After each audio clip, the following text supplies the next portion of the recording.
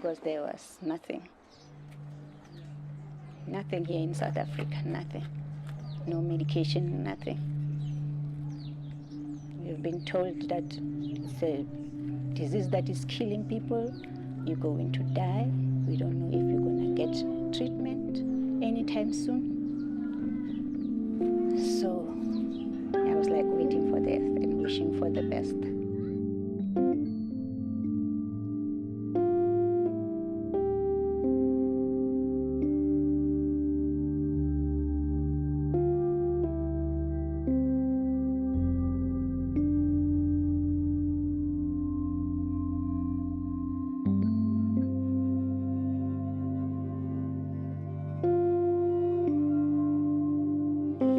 There was challenges because the treatment site was far from us.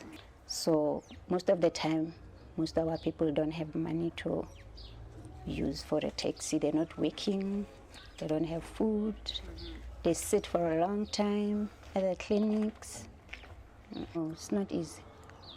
That's why sometimes other people, they used to default and then they restart again. It's not like they default because they want to.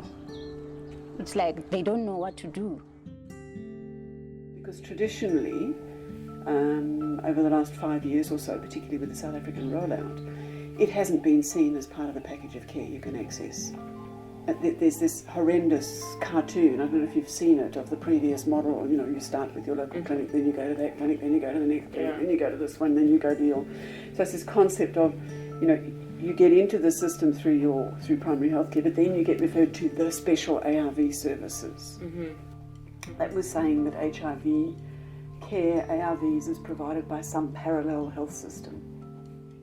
The disadvantage of traveling to another town was that they have to wake up early, and then they have to wait and be seen by the people as the special people who are going to special treatment. Imagine if you have got your HIV positive, you are also hypertensive for diabetes, you know. If you get in many different centers, you know, you should be regarded as one individual. In fact, patients regard themselves as that. They don't regard themselves as many different people, and it does frustrate them if you treat them differently. You say, look, I'm here to treat only HIV/AIDS. You will go to the next hospital or the next clinic, get into a taxi. That's why they treat hypertension. Then, you know, I mean, it doesn't work with people. We want to integrate all those services into one. We want to make them one thing, and all of them are chronic care.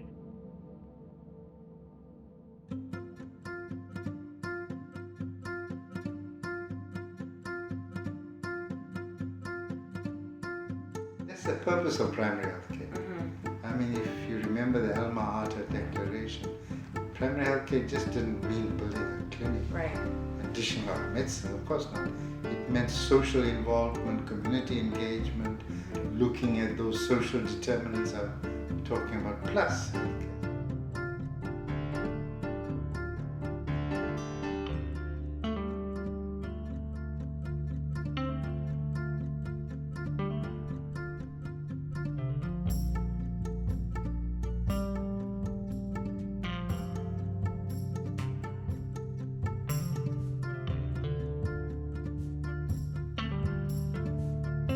It's easier now because the doctors, they ask about anything, everything. They ask about asthma, they ask about high blood, they ask about sugar, they test you, anything. People who are also on chronic illnesses are getting tested.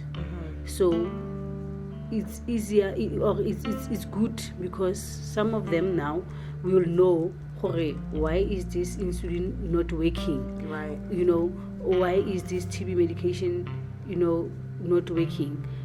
There's this underlying immunocompromised situation. Right. So now I can be able to treat you holistically. Yeah. Sometimes you are having this diabetic that is uncontrolled, but I don't know why. Right. You know, but now I can do the test, Yeah. And then if I find HIV also, then I can see, okay, I need to treat both. then let me treat both of Right, these, right. you know, and now there will be improvement on this Right. other condition that I was struggling with.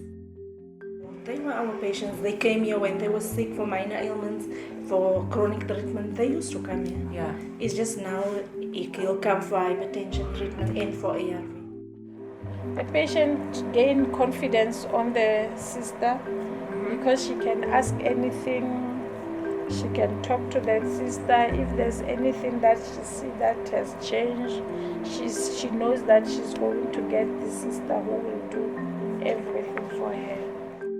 Most of us are now so used to the area, so they default or something, then it's easier to trace them. So the chance of them defaulting, I think it's very little. We pick up the HIV positive babies, and that is where we initiate them in treatment. You see where the integration comes, because the baby comes for immunizations, the baby is tested for HIV, if the mother is positive, and if that baby is positive, the baby is able to be initiated on treatment from the immunization clinic.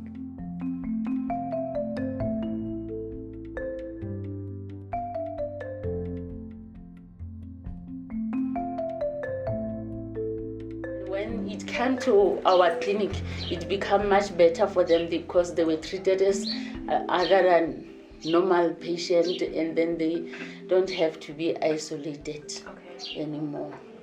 Hona jwale ga sana letho ngwanese re bua hohle ka lefilena re bua ke di-taxing re bua di-rankeng re bua di-shopong re bua di-mallong ka HIV ha o sana motho a nang le letswalo la ho bua ka HIV ha ona motho a nang le letswalo la ho testa ha ona le motho a nang le letswalo la ho fumana di-result if di tla di-re positive batho ha ba sana letswalo.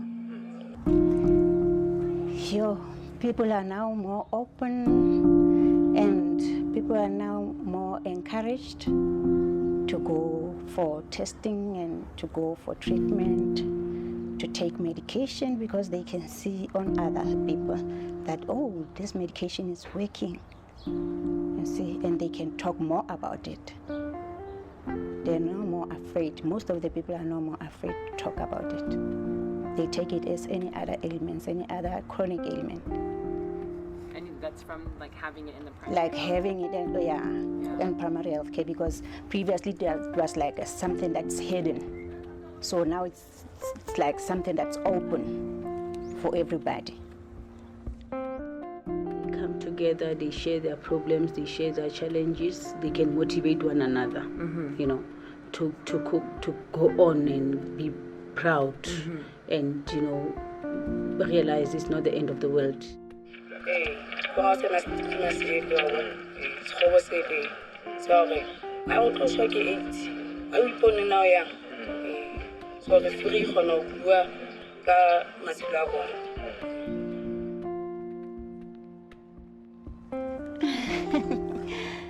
I think what I've been doing, I think I have to keep doing it to encourage other people to never give up.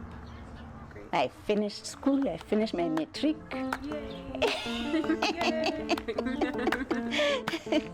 I'm still learning. I've got my computer certificates. I'm still carrying on with my life as normal. Nothing is different. I got married.